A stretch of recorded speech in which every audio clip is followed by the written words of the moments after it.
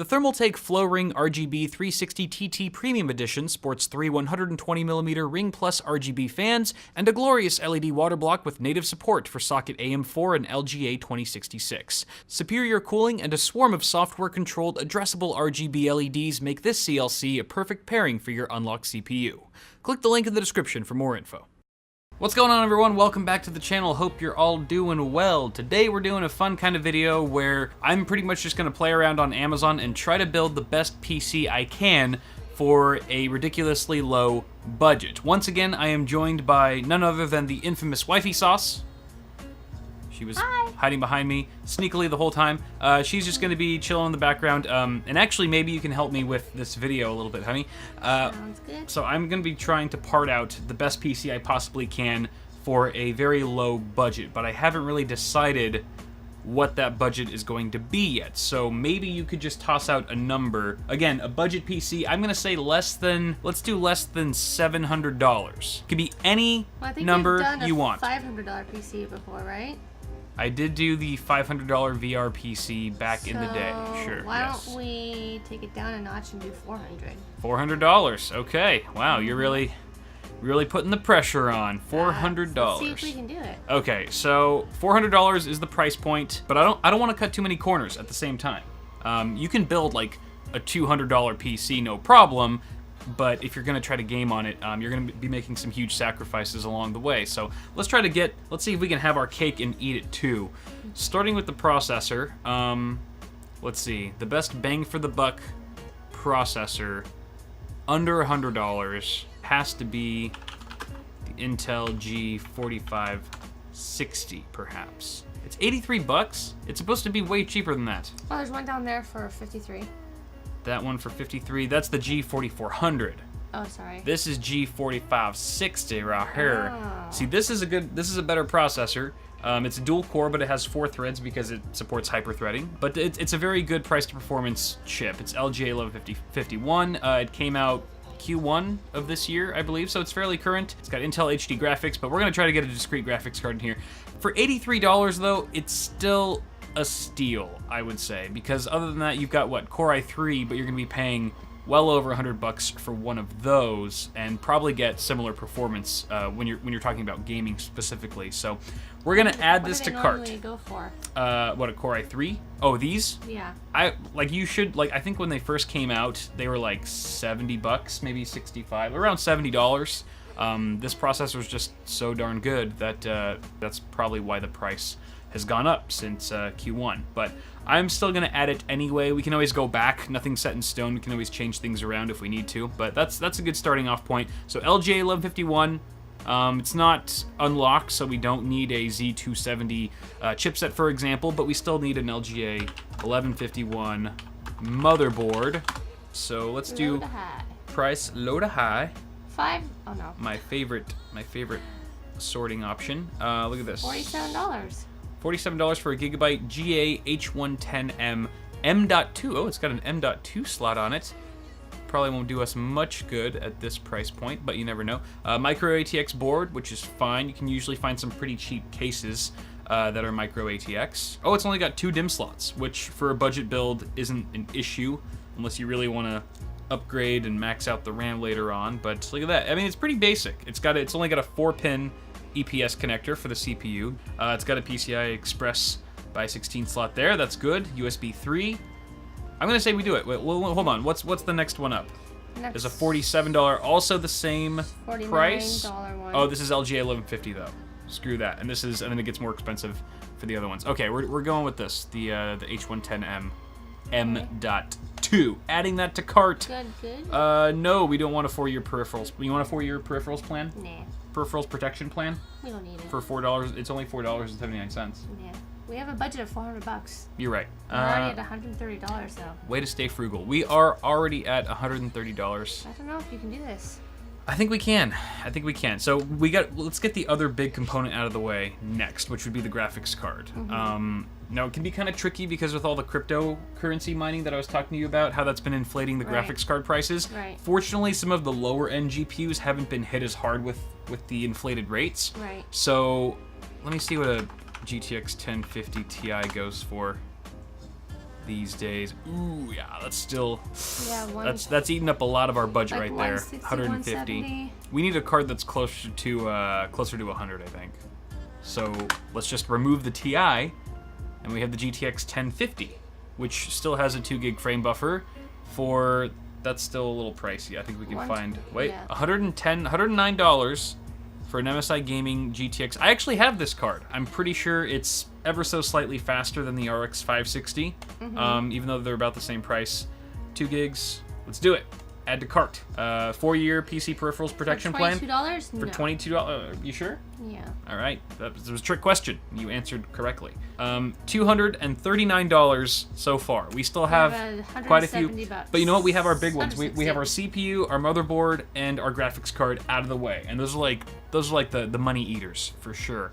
Okay. So next up, we gotta have RAM. We need the RAMs. You could get away with 4 gigs. You could, but it would be difficult to run certain AAA titles that just demand more of that particular resource. Sorry, my phone's going off. Battlefield 1, I know, is known to get a little bit of micro stutter if you only have a 4 gig stick in there, if I remember correctly. So let's do 8 gigs. It's gonna be tough, man. How much does 8 gigs of DDR4 go for these days? What's the cheapest you can find it? Crucial, 4 gigs. So we could get 2 of these. It's $30, $31 for 1 stick. Is this ECC? I don't think so.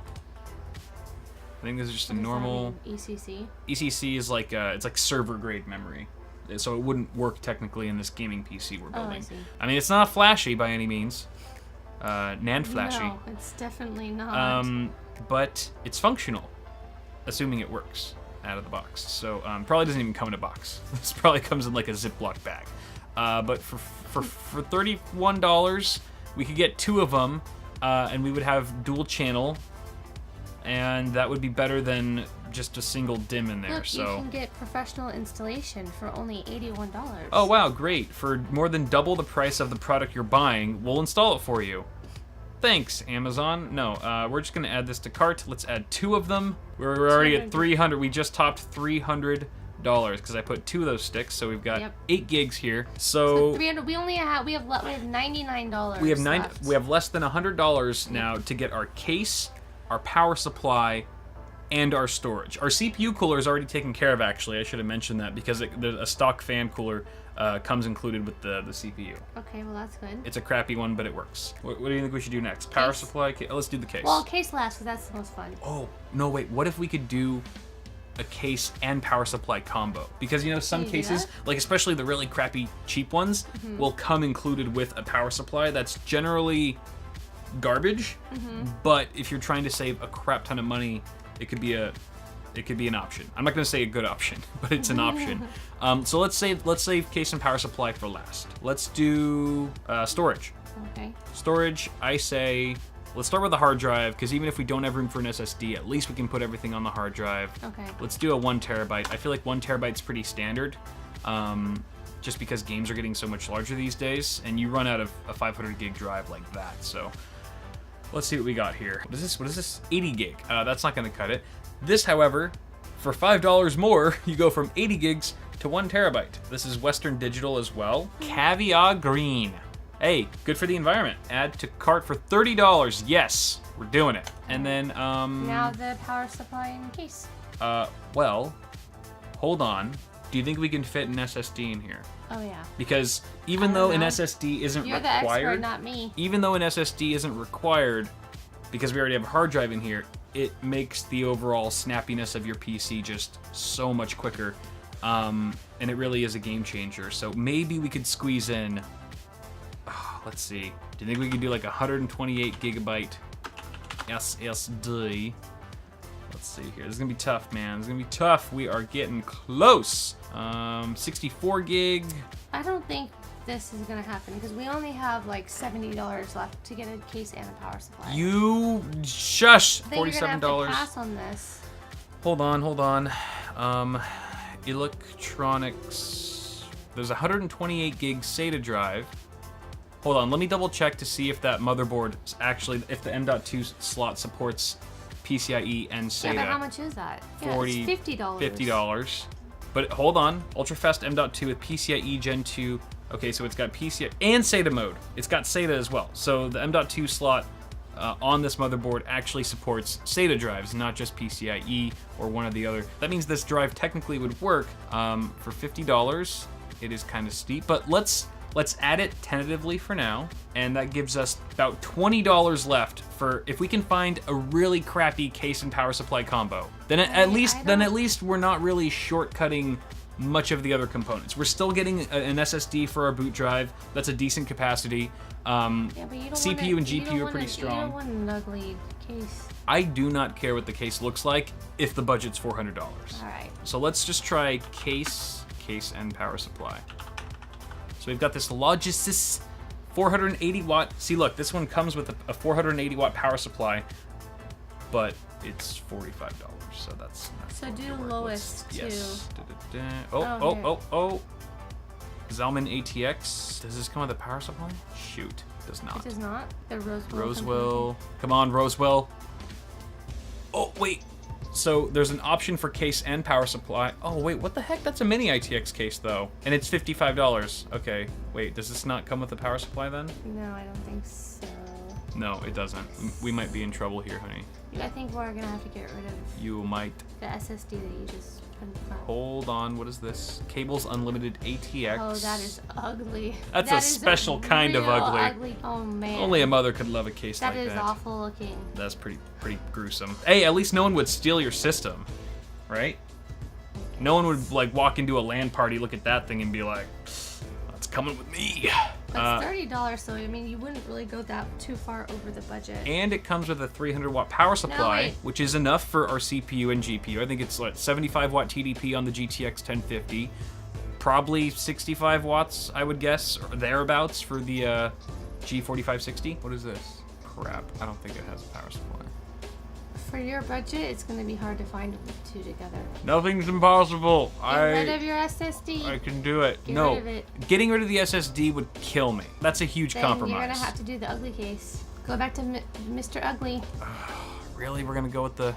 Oh, man. Are we doing this? There's only one left in stock.